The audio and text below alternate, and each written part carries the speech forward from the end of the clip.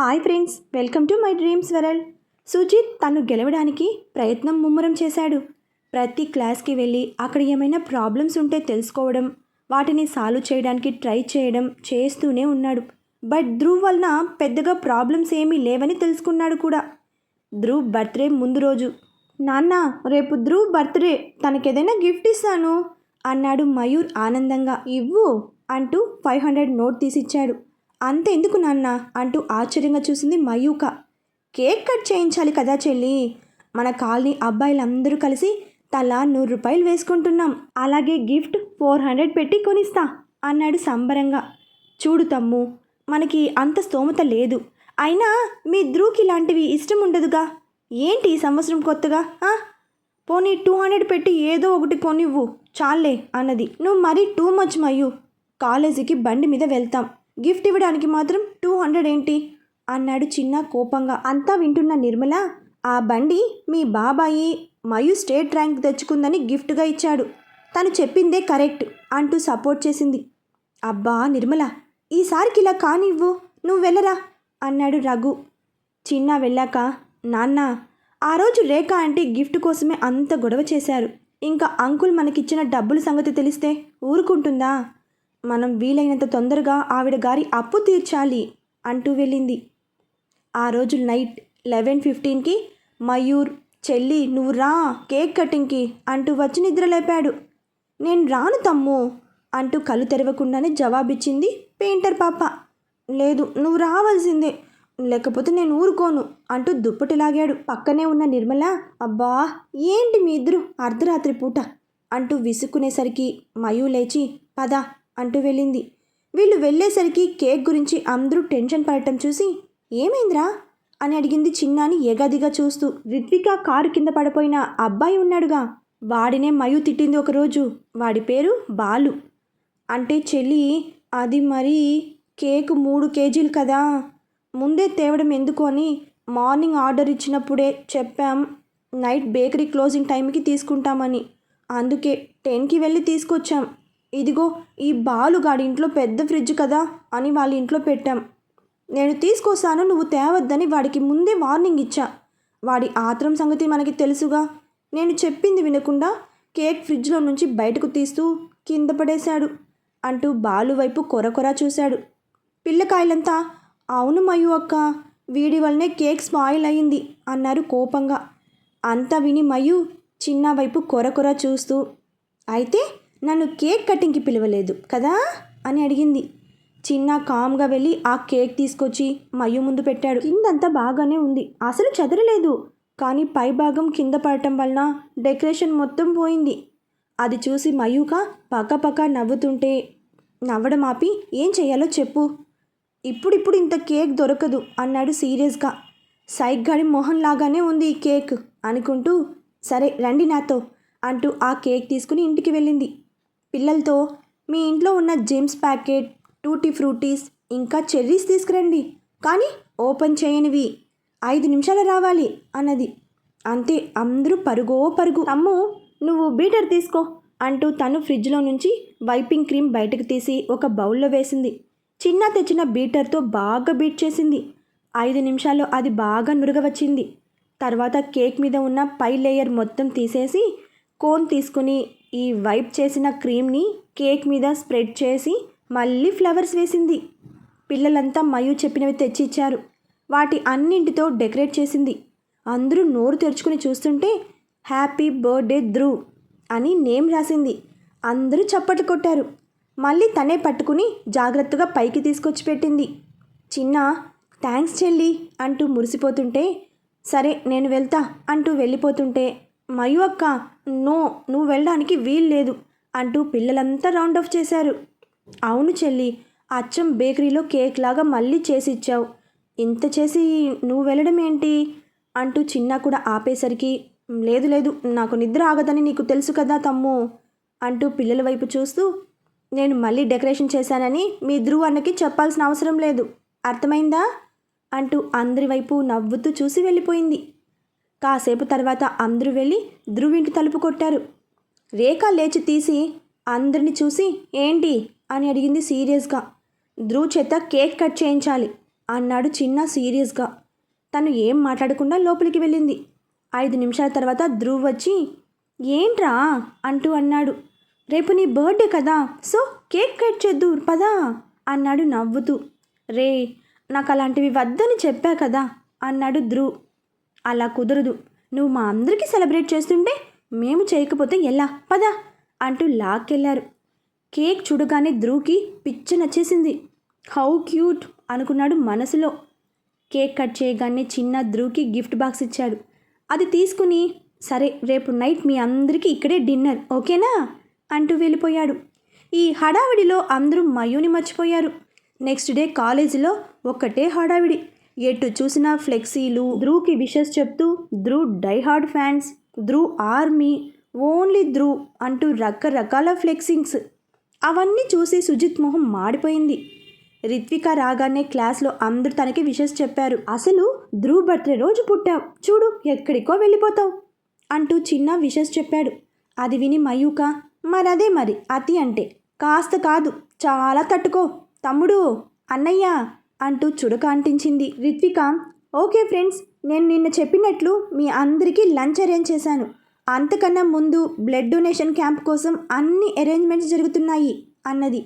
అది విని శ్వేత నీ బర్త్డేకి మా చేత గట్టిగానే ప్లాన్ చేయించావు, కనిపించేంత అమాయకురాలివైతే కాదు అన్నది నవ్వుతూ. నిజం చెప్పాలంటే ఇది ధ్రువ్ సార్ కోసం అరేంజ్ చేశా అంటూ కళ్ళార్పింది. అలా అయితే నేను అస్సలు ఇవ్వను అని మయూక అనగానే అమ్మో నువ్వు లేకపోతే ఎలా అన్నది కంగారుగా. ఈలోపు లెక్చరర్స్ రావడంతో అందరూ సైలెంట్ అయ్యారు. ఇక ధ్రువ్ క్లాస్లో కేక్ కటింగ్ అయ్యాక అందరూ విషెస్ చెప్తూ తనకి కేక్ తినిపిస్తుంటే నీలిమ తన క్లాస్మేట్ కామ్గా వచ్చి విషెస్ చెప్పింది. కేక్ తినిపించబోతుంటే నో థ్యాంక్స్ అంటూ మొహం తిప్పుకున్నాడు ధ్రువ్. నీలిమ బాధగా వచ్చి కూర్చుంది. తన ఫ్రెండ్ మాధవి నీలు జరిగింది నువ్వు మర్చిపోయినా ధ్రువ్ మర్చిపోలేదు, అంతలా హర్ట్ చేశావు తనని. ఎంత మంచి ఫ్రెండ్ నీకు, ఎలా ఉండేవాళ్ళు మీరు కాలేజీ జాయిన్ అయినప్పుడు అన్నది డల్గా. వెంకీ అని పిలిచింది నీలిమ. ఏంటే డేంజర్ మొహందానా అంటూ సీరియస్గా వచ్చాడు వెంకీ. ప్లీజ్ రా, వాడు నాతో మాట్లాడి 3 సంవత్సరాలు అయ్యింది. నేను ఎన్నిసార్లు కాల్ చేసినా లిఫ్ట్ చేయడు. నువ్వే అంటూ చెప్తుంటే ఆపవే ఆపు, మీ బావ కోసం బెస్ట్ ఫ్రెండ్ని అందరి ముందు వెదవని చేశావు, మళ్ళీ ఏ మొహం పెట్టుకుని అడుగుతున్నావు అంటూ వెళ్ళిపోయాడు. నీలిమ ఐఎమ్ సో సారీ రద్రు అంటూ తన వైపు చూసింది బాధగా. బ్లడ్ క్యాంప్ మొదలైంది. 1 వీక్ ముందు నుంచే అందరినీ మోటివేట్ చేస్తూ రావడంతో అందరూ ఉత్సాహంగా వచ్చారు. ముందు ధ్రువ్ నుంచే మొదలైంది, తర్వాత రిత్విక ధ్రువ్కి విషెస్ చెప్తూ చేయి చాపింది.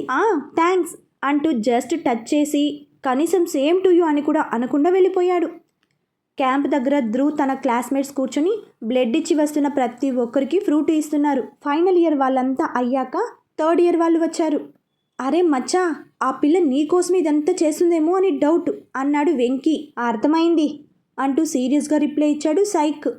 మంచి సౌండ్ పార్టీ, రేఖ ఆంటీకి నచ్చుతుంది ఇది పక్కా అంటూ నవ్వాడు వెంకీ. ఇంక ముయ్ పోయి 2nd ఇయర్ వాళ్ళని రెడీగా ఉండమను అన్నాడు. ఓకే అంటూ సుజిత్ వాళ్ళ క్లాస్కి వెళ్ళాడు వెంకీ. సుజిత్ క్లాస్ మొత్తం సుజిత్ ఏదంటే అదే. వెంకీ వచ్చి రే పిల్ల మచ్చాలు రెడీనా అని అడిగాడు. దేనికి అని అడిగాడు సుజిత్ సీరియస్గా. సినిమాకి రా అవులే అంటూ ఎగదిగా చూసి 10 నిమిషాల్లో క్యాంపు దగ్గర రండి అన్నాడు. రాకపోతే అంటూ ఎదురు ప్రశ్న వేశాడు సుజిత్. సరే అది నీ ఇష్టం అంటూ మిగతా వాళ్ళ వైపు చూస్తూ మీరు రండి అన్నాడు. మేము రాము అంటూ ఒక్కసారి ఆన్సర్ ఇచ్చారంతా. వీడు ఒక్కడే అనుకున్నా, టోటల్ క్లాసే తేడాగాలే అంటూ నవ్వాడు. అది విని సుజిత్ వెళ్ళి వెంకీ మొహాన పెన్ విదిలించి ఇంకు పూశాడు. వెంకీ అవమానంతో అక్కడి నుంచి వచ్చేశాడు. ఎప్పుడు నవ్వుతూ నవ్విస్తూ ఉండే వెంకీ అలా రావడం చూసి ఏమైంది అని అడిగాడు ధ్రువ్ పైకి లేచి. వెంకీ జరిగింది చెప్పగానే పద అంటూ తన చేయి పట్టుకుని తీసుకెళ్ళాడు.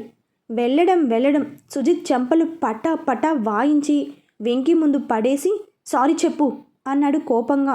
నేను చెప్పను అన్నాడు సుజిత్. అంతే, తనని బరబరా అని బయటకు లాక్కొచ్చి లాగి పెట్టి 2 పీకాడు. అప్పుడే బయటకు వచ్చిన మయూక శ్వేత అది చూసి ఆగిపోయారు. నన్ను కొడతావా, చెప్తా నీ సంగతి అంటూ కోపంగా వెళ్ళిపోయాడు సుజిత్.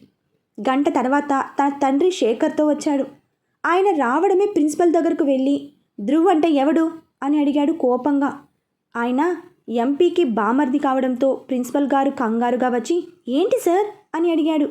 ఏయ్, ధ్రువ్ అంటే ఎవడు? మా అబ్బాయిని అందరి ముందు కొడతాడా? పిలువాడిని అన్నాడు. 5 నిమిషాల్లో ధ్రువ్ వచ్చాడు.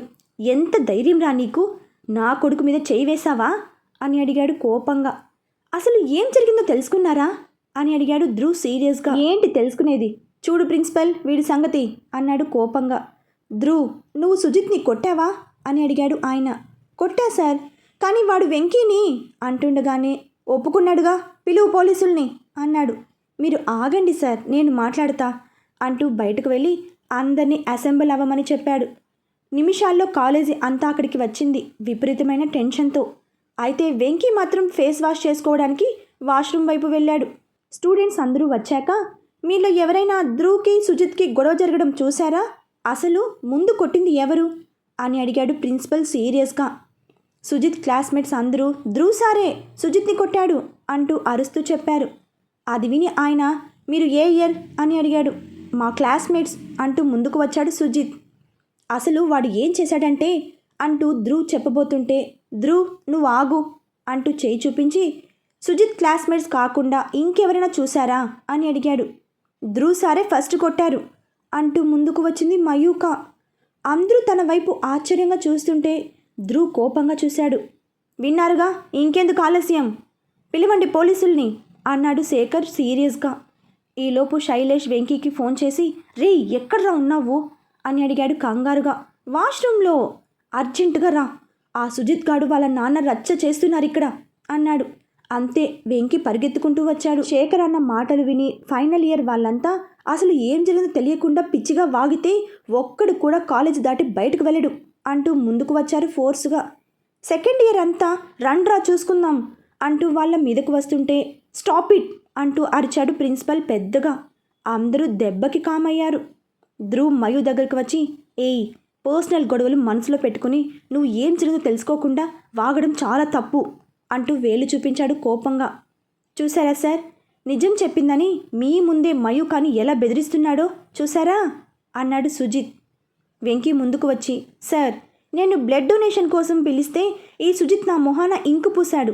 ధ్రువ్ తన్ని సారీ చెప్పమంటే కుదరదు అన్నాడు. దాంతో కొట్టాడు. కరెక్ట్గా అదే టైంకి ఈ మయూక చూసింది అన్నాడు. ప్రిన్సిపల్ శేఖర్ వైపు చూశాడు ఎగాదిగా. మరి నీ మొహాన ఇంకేది అని అడిగాడు వెంకీ వైపు చూసి శేఖర్.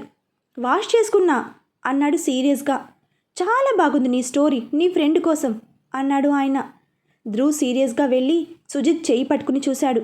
తన చేతికి ఇంకు లేదు. సుజిత్ కళ్ళెగరేశాడు. ధ్రువ్ సెకండ్ ఇయర్ స్టూడెంట్స్ వాళ్ళ వైపు చూస్తూ చూడండి, ఈరోజు ఒక చిన్న నిజాన్ని మీరంతా వీడి కోసం అబద్ధం చేస్తున్నారు, బట్ అది ఏదో ఒక రోజు మీకే ట్రబుల్ క్రియేట్ చేస్తుంది అన్నాడు. వాళ్ళలో కొందరు తల ఉంచుకున్నారు. అది చాలు సార్, వాడు అబద్ధం చెప్పాడని తెలియడానికి అన్నాడు. మీరు అబద్ధం చెప్తున్నారని తెలిస్తే మాత్రం పనిష్మెంట్ చాలా తీవ్రంగా ఉంటుంది అని ప్రిన్సిపల్ అనేసరికి వాళ్ళంతా అక్కడి నుంచి వెళ్ళిపోయారు. సరే పూసాడే అనుకో, నీ ఇష్టానికి కొడతావా? నువ్వు చేయి వేసింది ఒక ఎంపీ మేనలుడి మీద, మర్యాదగా సారీ చెప్పు, లేకపోతే ఈ ఇష్యూ చాలా దూరం వెళ్తుంది అన్నాడు సీరియస్గా. అంతా కామ్గా చూస్తున్న మయూక కొంచెం ముందుకు వచ్చింది. చూడండి శేఖర్ గారు, మేము ఒక మంచి ఉద్దేశంతో ఈ బ్లడ్ క్యాంప్ పెట్టాము. దానికి సపోర్ట్ చేయకపోయినా పర్లేదు, కానీ రమ్మని చెప్పడానికి వెళ్ళిన వెంకట్ సార్ని అలా కొట్టిందే గాక తప్పని చెప్పిన ధ్రువ్ సార్ని బెదిరించడం చాలా తప్పు అన్నది రిత్విక. అంతే, మయూక షాక్తో చూసింది. ఎందుకంటే తను చెప్పాలనుకున్న మాటలు రిత్విక చెప్పింది కాబట్టి. అంతలో వెంకీ, అంకుల్ మీరు మార్నింగ్ పౌడర్ రాసుకున్నారా అని అడిగాడు శేఖర్ని. వాట్ రబ్బిష్ అంటూ సీరియస్గా చూశాడు. చూసారా, నేను పౌడర్ గురించి అడిగితేనే మీరు ఇంతలా రియాక్ట్ అవుతున్నారు. మీ వాడు ఇంకు పూసాడు నా మొహాన. మా ఫ్రెండ్ అలా రియాక్ట్ అవ్వడంలో తప్పు లేదు అనుకుంటా అన్నాడు సీరియస్గా. నువ్వు ఆగరా అంటూ ధ్రువ్, సార్ జరిగింది విన్నారుగా, వాడు తప్పు చేశాడు, నేను కొట్టాను అన్నాడు ప్రిన్సిపల్ వైపు చూస్తూ. నువ్వు వెళ్ళు ధ్రువ్ అనగానే ధ్రువ్ వెళ్ళిపోయాడు. తన వెనకే స్టూడెంట్స్ అంతా వెళ్ళారు. అయోమయంగా చూస్తున్న మయూకని చేయి పట్టుకుని లాక్కెళ్లారు మయూర్, శ్వేత. అదేంటండి వాడిని అలా వదిలేశారు అని అడిగాడు శేఖర్ ప్రిన్సిపల్ వైపు కోపంగా చూస్తూ. నేను తనని వదలడం కాదు, తనే మీ వాడిని వదిలేశాడు, సంతోషించండి అంటూ సుజిత్ వైపు చూసి, నువ్వు మాత్రమే కాదు, నీ క్లాస్మేట్స్ మొత్తం వెళ్ళి బ్లడ్ ఇవ్వండి ఇప్పుడే అంటూ చెప్పి వెళ్ళిపోయాడు. డాడ్, తనే మయూక అంటూ వెళ్ళిపోతున్న మయూక వైపు చూపించాడు సుజిత్. తనకి నువ్వంటే ఇష్టమేనా అని అడిగాడు శేఖర్ అనుమానంగా. లేదు డాడ్, నువ్వు నన్ను కాలేజీలో గెలిచేలా చేయి, అంతకన్నా ముందు ఆ ధ్రువుని ఏదో ఒకటి చేయి అన్నాడు సీరియస్గా. మరి మయూక అని అడిగాడు. ఈరోజు ఆ ధ్రువుకి అగైనెస్ట్గా చెప్పిందంటే అంటే నాకు ఫేవర్గా మాట్లాడినట్లే కదా అంటూ నవ్వాడు. చూడు సుజిత్, నీకు ఇప్పుడే చెప్తున్నా, వాళ్ళది మిడిల్ క్లాస్ ఫ్యామిలీ. అయినా ఆ అమ్మాయి తన చదువు అన్నీ బాగుండబట్టే నేను ఒప్పుకుంటున్నాను. ఆ ధ్రువుగాడి సంగతి నాకు వదిలేయ్ అన్నాడు సీరియస్గా. సరే డాడ్, నాకు వాడి అడ్డు తొలిగితే చాలు అన్నాడు. క్లాస్లోకి వెళ్ళాక చిన్న, నిన్ను ఎవడే ధ్రువుకి వ్యతిరేకంగా చెప్పమన్నది అని అడిగాడు కోపంగా. అది కాదు తమ్ము, సార్ అడిగారు కదా అందుకే అన్నది సీరియస్గా. లేదు మయ్యు, ఈరోజు మాత్రం నువ్వు చేసింది తప్పే. ఆ సుజిత్ గాడు ఏదో చేసి ఉండకపోతే ధ్రువ్ తనని కొట్టడని మనకి తెలుసు కదా అన్నది సుష్మా.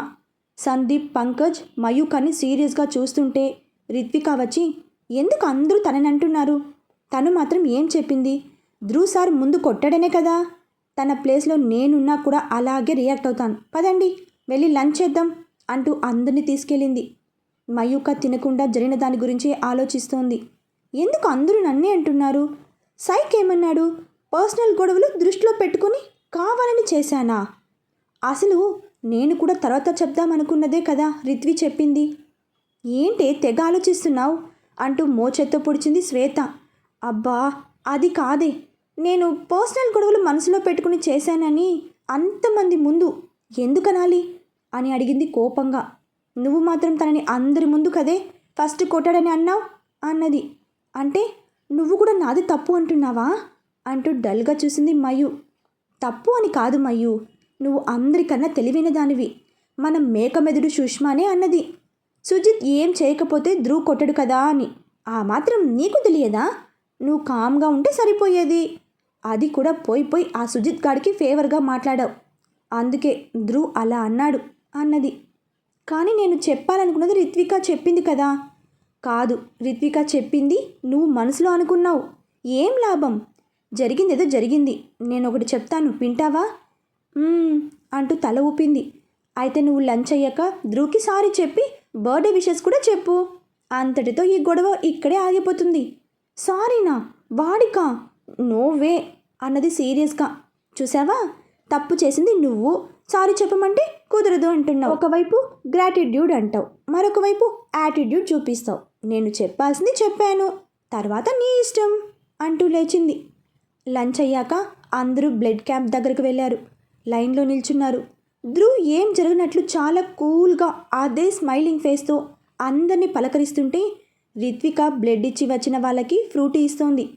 ఇదే టైం వెళ్ళు అన్నది శ్వేత మయూకాతో. అబ్బా ఇక్కడ కాదులే అన్నది మయు. నీతో ఇలా కాదులే అంటూ ధ్రువ్ సార్ అని పిలిచింది పెద్దగా శ్వేత. ఏంటి అని అడిగాడు అక్కడి నుంచే. ఓసేయ్, వాడిని ఎందుకు పిలిచావు అంటూ మయు కొడుతుంటే ఒకసారి వస్తారా ప్లీజ్ అన్నది. ధ్రువ్ వాళ్ళ దగ్గరికి వచ్చి ఏంటి అని అడిగాడు.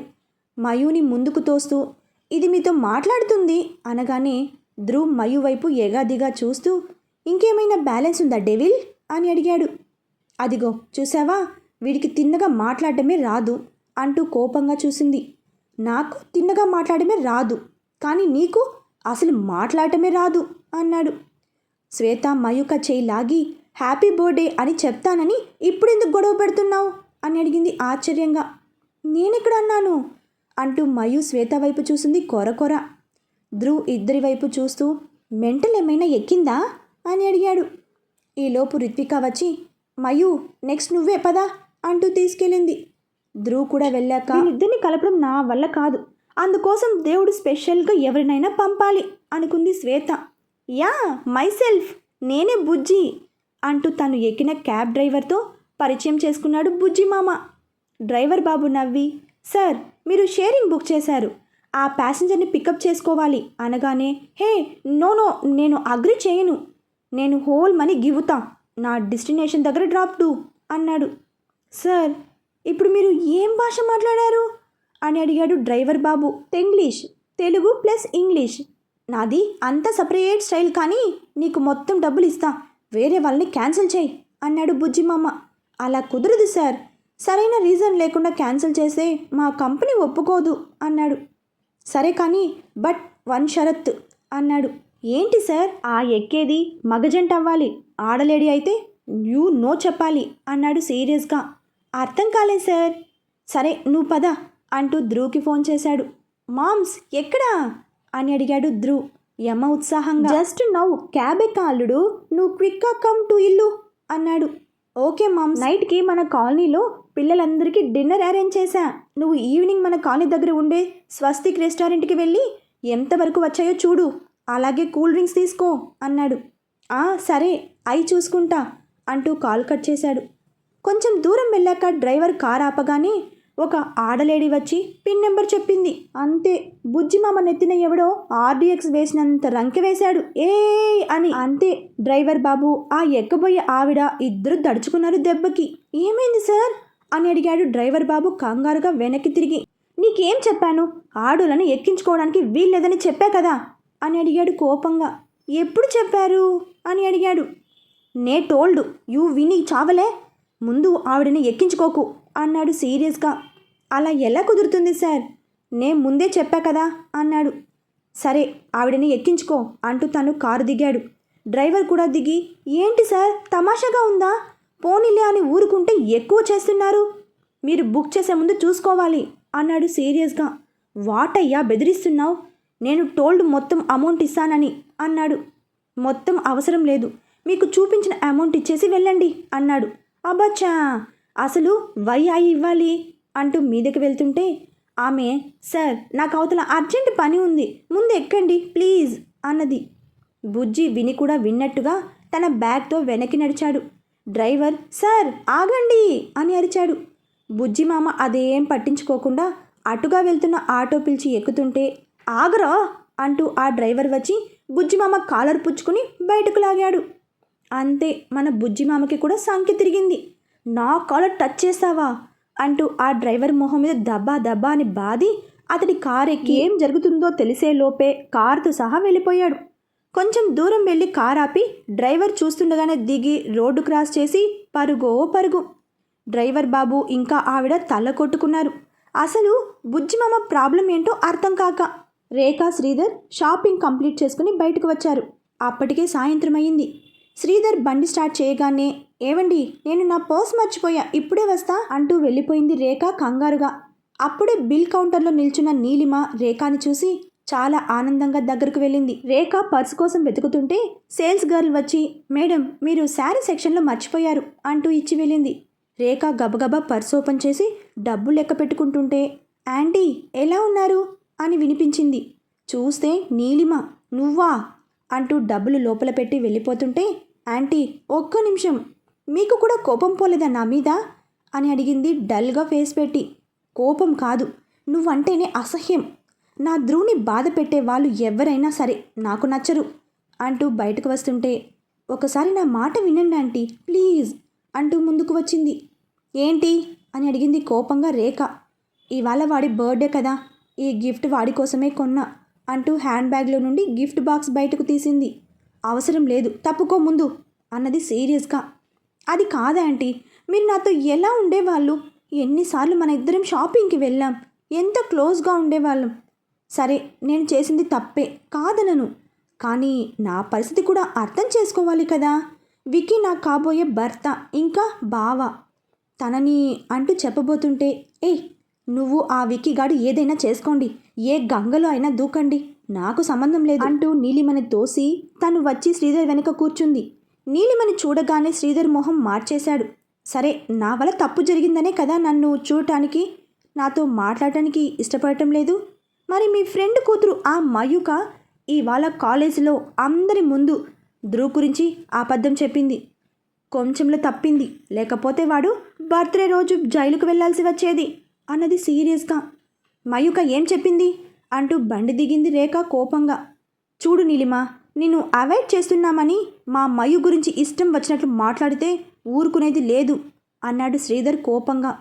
నేనేమీ అబద్ధం చెప్పడం లేదు, కావాలంటే వెంకీనో శైలేష్నో అడగండి అంటూ కాలేజీలో జరిగింది చెప్పి రిత్విక టైంకి నిజం చెప్పబట్టి సరిపోయింది. నన్ను అవాయిడ్ చేయడం అలా ఉంచండి. మీ పక్కనే ఉంటూ మీ హెల్ప్ తీసుకుంటూ ధ్రువ్కే అగైనెస్ట్గా చేస్తున్నారు. అది చూసుకోండి అంటూ వెళ్ళిపోయింది గబగబా. ఈ విషయం తెలిసిన రేఖ ఆంటీ సైలెంట్గా ఉంటారా? ఏం చేస్తారో తర్వాతి అప్డేట్లో తెలుసుకుందాం. బాయ్ ఫ్రెండ్స్, రేపు మరొక భాగంతో కలుసుకుందాం.